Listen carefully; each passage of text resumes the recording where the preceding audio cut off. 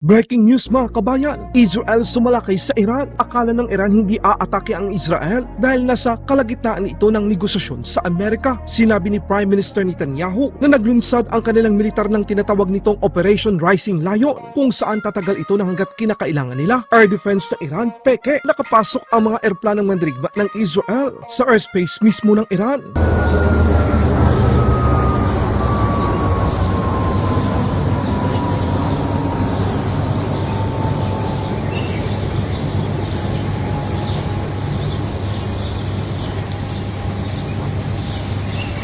Isa sa mga dahilan kung bakit nangyari ito dahil sa sekretong gumagawa ng nuclear weapon ang bansang Iran. Ipinipilit ng Iran Islamic regime na magkaroon sila ng nasabing sandata at layunin ay upang wasakin ang Israel at Amerika. Aba.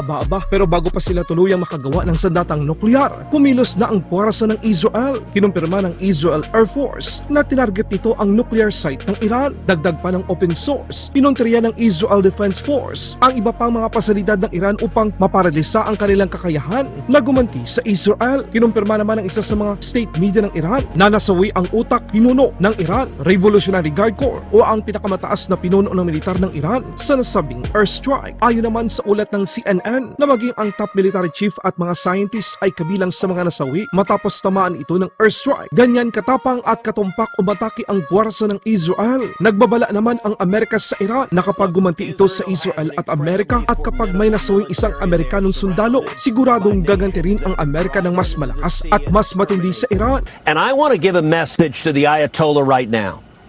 If you strike at America, if you attack our military bases, if you kill one single American serviceman or woman, I have every confidence that President Trump will respond with overwhelming force. Nagpahayag naman sa mundo si Prime Minister Netanyahu na ang kanilang ginawa laban sa Iran ay nararapat lamang.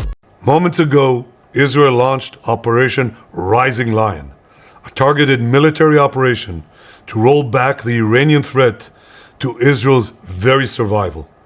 This operation will continue for as many days as it takes to remove this threat. For decades, the tyrants of Tehran have brazenly, openly called for Israel's destruction. They've backed up their genocidal rhetoric with a program to develop nuclear weapons. In recent years, Iran has produced enough highly enriched uranium for 9 atom bombs. 9. In recent months, Iran has taken steps that it has never taken before, steps to weaponize this enriched uranium. And if not stopped, Iran could produce a nuclear weapon in a very short time. It could be a year, it could be within a few months, less than a year. This is a clear and present danger to Israel's very survival. 80 years ago, the Jewish people were the victims of a Holocaust perpetrated by the Nazi regime. Today, the Jewish state refuses to be a victim of a nuclear Holocaust perpetrated by the Iranian regime. Now, as Prime Minister, I've made it clear time and again, Israel will never allow those who call for our annihilation to develop the means to achieve that goal. Tonight, Israel backs those words with action. We struck at the heart of Iran's nuclear enrichment program. We struck at the heart of Iran's nuclear weaponization program. We targeted Iran's main enrichment facility in Natanz. We targeted Iran's leading nuclear scientists working on the Iranian bomb. We also struck at the heart of Iran's ballistic missile program. Last year, Iran fired 300 ballistic missiles at Israel.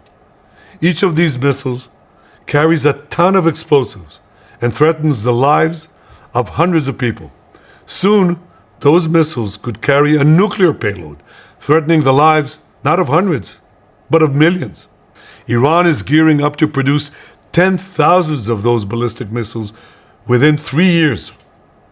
Now just imagine 10,000 tons of TNT landing on a country the size of New Jersey. This is an intolerable threat. It too must be stopped. Iran is now working on what it calls the new plan to destroy Israel. You see, the old plan failed. Iran and its proxies tried to encircle Israel with a ring of fire and to attack us with the horrible attack of October 7th. But the people of Israel, the soldiers of Israel, rose like lions to defend our country. We crushed Hamas, we devastated Hezbollah, we hit Iranian proxies in Syria and Yemen. And when Iran directly attacked us twice last year, we struck back inside Iran itself. Yet in defending ourselves, we also defend others. We defend our Arab neighbors. They too have suffered from Iran's campaign of chaos and carnage. Our actions against Iran's proxy Hezbollah led to the establishment of a new government in Lebanon and the collapse of Assad's murderous regime in Syria. The peoples of those two countries now have a chance for a different future, a better future. So too do the brave people of Iran, and I have a message for them. Our fight is not with you. Our fight is with the brutal dictatorship that has oppressed you for 46 years. I believe that the day of your liberation is near. And when that happens, the great friendship between our two ancient peoples will flourish once again. I want to assure the civilized world, we will not let the world's most dangerous regime get the world's most dangerous weapons. And Iran plans to give those weapons, nuclear weapons, to its terrorist proxies. That would make the nightmare of nuclear terrorism all too real. The increasing range of Iran's ballistic missiles would bring that nuclear nightmare to the cities of Europe and eventually to America. Remember, Iran calls Israel the small Satan. It calls America the great Satan. And this is why for decades, it's led millions in the chants of death to Israel and death to America. Today, Israel is responding to those genocidal calls with action and with a call of our own.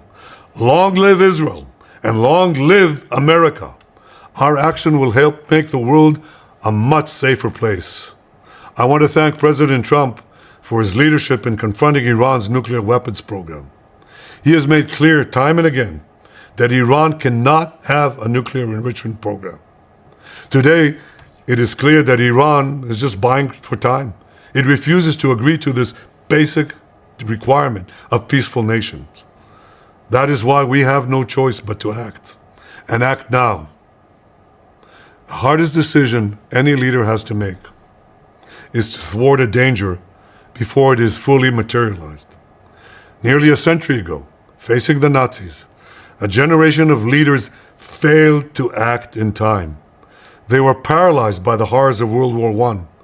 They were determined to avoid war at all costs, and they got the worst war ever. They adopted a policy of appeasement. They closed their eyes and ears to all the warning signs. That failure to act resulted in World War II, the deadliest war in history.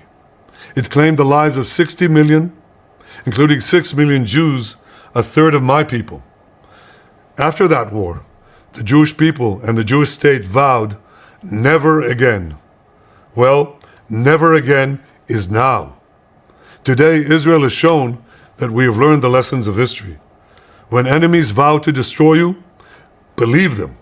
When enemies build weapons of mass death, stop them.